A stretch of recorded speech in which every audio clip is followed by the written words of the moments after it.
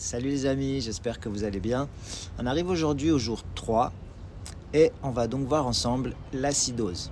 Sachez tout d'abord que le corps digère, absorbe, utilise, reproduit et élimine à l'aide de liquides tels que les sucs digestifs, le sang, les liquides extra- et intracellulaires, la lymphe et l'urine. Pour comprendre pleinement les effets des aliments et des toxines sur le corps, il faut d'abord tenir compte des contraires. La création, elle existe en raison de l'interaction entre les contraires, sans laquelle rien ne changerait. L'interaction entre les contraires crée le mouvement, l'activité, les formes, les tailles, les couleurs, les températures, etc. Aussi complexe que soit la chimie, elle s'appuie sur deux piliers contraires. Le froid et le chaud, le yin et le yang, sont les deux dynamiques opposées de la philosophie et de la médecine chinoise. Le chaud représente les acides et le froid représente les bases, alcalis.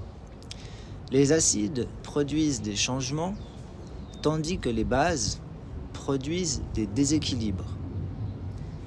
C'est l'origine de toute matière. Les éléments qui composent n'importe quelle matière sont de nature acide ou alcaline. Les éléments acidifiants sont notamment l'azote, le phosphore et le soufre. Les éléments alcalinisants sont notamment l'oxygène, le calcium, le magnésium, le sodium et le potassium. Beaucoup d'éléments alcalins sont appelés électrolytes en raison de leur capacité à transporter et à livrer des charges électriques. Dans les éléments alcalins, ce sont l'oxygène et le carbone qui dominent l'hydrogène, tandis que dans les éléments acides, ce sont l'azote et l'hydrogène qui dominent le carbone. Pour que nous soyons en bonne santé et que nous ayons de la vitalité, tous nos fluides corporels doivent être alcalins, sauf les sucs gastriques, l'estomac. L'acide chlorhydrique et la pepsine, dont l'acidité est nécessaire à la décomposition initiale des protéines. L'acidité et l'alcalinité sont mesurées par le pH, le potentiel hydrogène, qui va de 0 à 14, 0 étant le plus acide, 7 le neutre et 14 le plus alcalin. Chaque nombre de l'échelle représentant un logarithme. Il y a un écart de 10 entre les différents nombres, ce qui peut être considérable quand on sait que le pH du sang doit être de 7,4, soit légèrement alcalin. Le coma et la mort peuvent survenir si les atomes d'hydrogène du sang font descendre le pH au-dessous de 6,95, 95 pour les autres, en ajoutant des atomes d'hydrogène.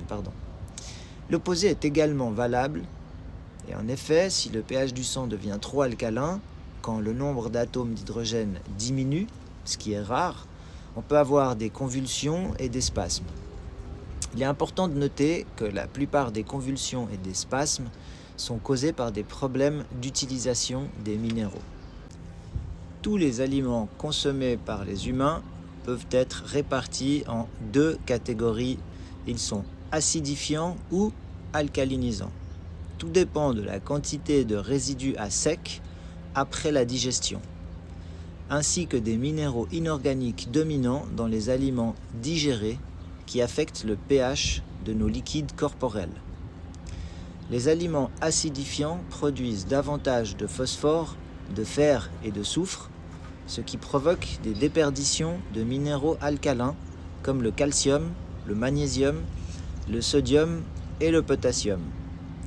Les acides forment des cristaux qui se déposent dans l'ensemble du corps, ce qui cause des inflammations, des irritations, des stimulations ou de l'agitation. Par exemple, les dépôts d'acide urique qui résultent du métabolisme de la viande et ou de prolifération fongique dans le corps, provoquent la goutte et d'autres troubles inflammatoires. La digestion peut produire de nombreux autres acides. L'acide sulfurique, l'acide phosphorique, l'acide butyrique, l'acide lactique, l'acide acétique, l'acide pyruvique, anciennement appelé pyroracémique, pour n'en citer que quelques-uns. Ces acides, s'ils ne sont pas transformés en sel par les électrolytes, créeront des lésions dans les tissus. Plus le corps devient acide, plus il y a de lésions. De nos jours, les humains consomment principalement des aliments acidifiants, des viandes, des céréales, des produits laitiers pasteurisés, des œufs, des tomates cuites, etc., etc. Ces acides provoquent l'inflammation des tissus, ce qui affaiblit les cellules et les empêche d'absorber les nutriments par leurs membranes via la respiration cellulaire. Dénutries, ces cellules finissent par mourir. Comme on l'a précisé ci-dessus, la seule partie du corps humain qui doit être acide, c'est l'estomac, là où commence la digestion des protéines. Je précise que juste après le passage du chyme, donc le contenu de l'estomac dans l'intestin grêle, le corps sécrète de la bile et du bicarbonate de soude afin de l'alcaliniser. Tout le reste de la digestion est alcalin.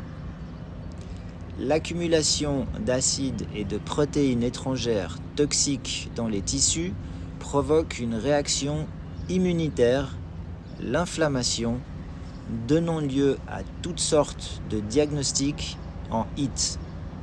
La gastrite, la colite, la cystite, la néphrite, la bursite, l'arthrite, etc. C'est pas des maladies, c'est juste des réactions inflammatoires qui permettent de lutter contre l'acidose. C'est pourquoi le traitement de ces inflammations à l'aide de médicaments acidifiants ou de stéroïdes est totalement absurde. En fait, il aggrave la dégénérescence des tissus. Il est beaucoup plus sensé d'alcaliniser et de détoxifier son corps, c'est-à-dire de supprimer les acides et les protéines étrangères qui sont à la racine du problème. Récemment sur CNN, il y a un reportage qui expliquait que des chercheurs de diverses universités avaient prouvé que les caractéristiques génétiques des cellules, donc ADN et chromosomes, peuvent être modifiées par l'acidose, ce qui affaiblissait les cellules. Voilà les amis, c'est tout pour aujourd'hui. J'espère vraiment que cette vidéo vous a plu. On se retrouve demain, comme promis précédemment, pour parler un peu plus au sujet de la conscience et des maladies.